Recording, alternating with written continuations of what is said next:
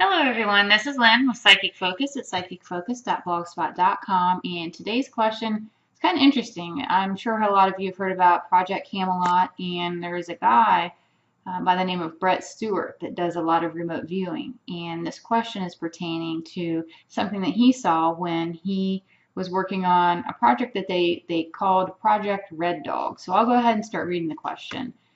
Says this one, you really do not need to watch the video. It's a little lengthy, and what it is the person that submitted this, from time to time, they'll send me videos, and some of the videos are pretty long because he's very detailed and very specific about all the things that he sees when he remote views. And what they're sharing is that you don't necessarily have to watch the whole video. There's just one small component that's talking about the Project Red Dog. But I'm also going to attach a video link to the original blog itself. So if you'd like to go in and view it, it is interesting. I think you may gain something from it. So then back to the question. Says there's a name. His name is Brett. He remote views objects and places. He discussed a Project Red Dog. Please just focus on the location he calls a cavern that he sees during his remote viewing session. Beneath it, he saw a pyramid, what looked like he called an ascension chair. So there was this ascension chair within a pyramid inside a cavern. What do you see with this? And there was an article that I've also attached to the original blog post, and in the article it quoted some of what he talked about during the video itself in case you don't get a chance to watch the video. So I'll just read this little part and then I'll give you what I got when I tuned into this. So Brett introduces Project Red Dog. The project target was the most significant undiscovered artifact in North America. Underneath a tundra is a cavern site, the entrance of which is masked by technological means. Deep down is a pyramid, which houses an ascension chair. Once certain conditions are met, the user becomes aware of all their past lives in Earth history. They are then given the opportunity to enhance their genetics and transform into an ascended being. The designers, who were most likely Antillean, created this as an ace in the hole in a timeline where evil prevails. So again, if you go back to the original blog post, I have links that will show you the article I'm speaking of. It will show you a video link to be able to see him talking and describing this experience. So when I looked at this and I tapped into him and the situation, I wanted to learn a little more about it. One thing about Brett, he feels like a really good guy. He's very genuine, he's very gifted, and he looks like he is very skilled at remote viewing a location. He's able to see it, he's able to describe it, and really take note of what is going on when he tunes into it. So what I wanted to do, I wanted to tap into him to be able to see things either through his eyes or understand his perspective. And then I also wanted to focus on this location myself. So I put the intent out there that I wanted to see the tundra area. I wanted to see the cavern. I wanted to see the pyramid. I wanted to see it all to be able to assess my take on it. And so as I tuned into him in this chair, what I first experienced was I saw myself float upward above the country, and I'm referring to North America. That's my point of reference. I was drawn to Alaska, and I don't know if he ever says anywhere where he experienced this tundra or location of this item. I got Alaska.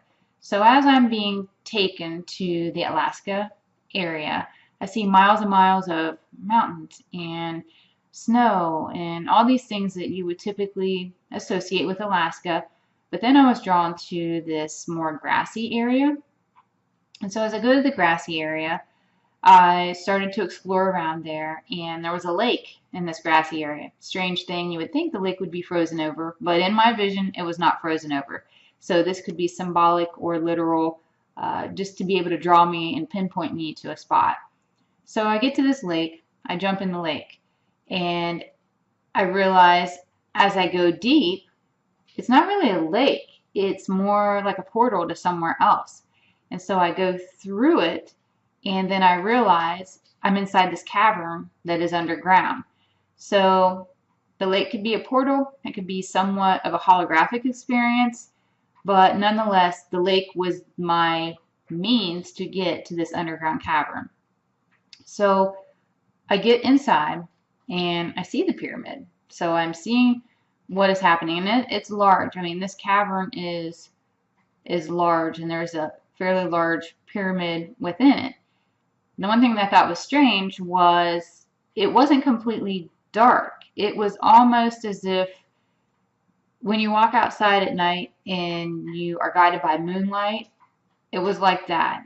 It was enough light that was reflecting off the walls that your eyes could adjust, so it wasn't complete darkness, but yet I couldn't understand or see how light was coming in, but nonetheless, there was light there.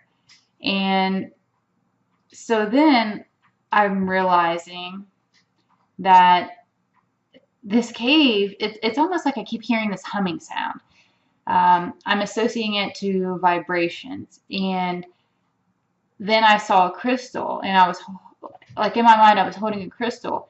And so the experience of being inside this cave was like holding a crystal that was intensified by a bazillion. And the way I could best describe it was like this cavern was being inside a geode. The walls were crystal. And so I walked up to the pyramid. I'm feeling the hum, or I'm feeling really like this buzz or this vibration. I'm hearing this hum as I approach the pyramid, and I instinctively just want to put my hands on the pyramid. I don't see any doors, I don't see any windows, I don't see any way to get inside this pyramid. So I put my hands on it, and I hear this message, and I have this understanding that you have to have a certain vibration or be worthy to be able to enter this pyramid. I'm trying to figure out why that would be. Why would you have to prove yourself to be able to get in? And it came to me that once you're inside, what happens is so intense, and the energy is so intense that if you're not already of a high enough vibration, it would completely fry you. You have to, it was like I heard the phrase, you had to be worthy to be able to get inside. So once you get inside, I see this chair, and it looks like an elaborate throne. And then I flash back in history, and I'm witnessing someone sitting in the chair, because when you see the chair, you don't really understand what it does or what it's supposed to do. You just see it for what it is. So in my mind, I wanted to play out, what is this purpose behind the chair? So like I said, I flash back in history, I see someone, and they're sitting there, and they're sitting in this chair, and it looks as though it was more of a healing tool rather than ascension. And it looks like it infuses you with a very intense and a very specific vibration. And then it came to me, this phrase, that our human body has a very optimum vibration. And once you are in that vibration, when you're in that zone, that's the optimum healing, the optimum health occurs when you're in that vibration. And I could see how that vibration could aid in the ascension, or even provide you with certain elements of enlightenment to lead you to truth and to lead you to learn about our history. But the goal itself looks like to complete health and healing. And I got the people that use this and exercise this tool, they had much longer lifespans than what we do. So this was also a tool and an aid toward longevity. And the other things, they were just benefits. Being able to learn the truth, that was a benefit. The whole understanding our history, that was a benefit. The whole ascension part of it was an amazing benefit, but the goal was to provide optimum health, optimum healing, and allow people to live longer lives.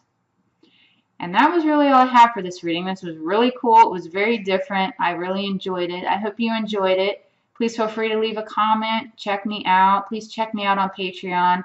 If you like me, like it, share it. It really helps me out. And again, this is Lynn with Psychic Focus at psychicfocus.blogspot.com. Thank you. Bye.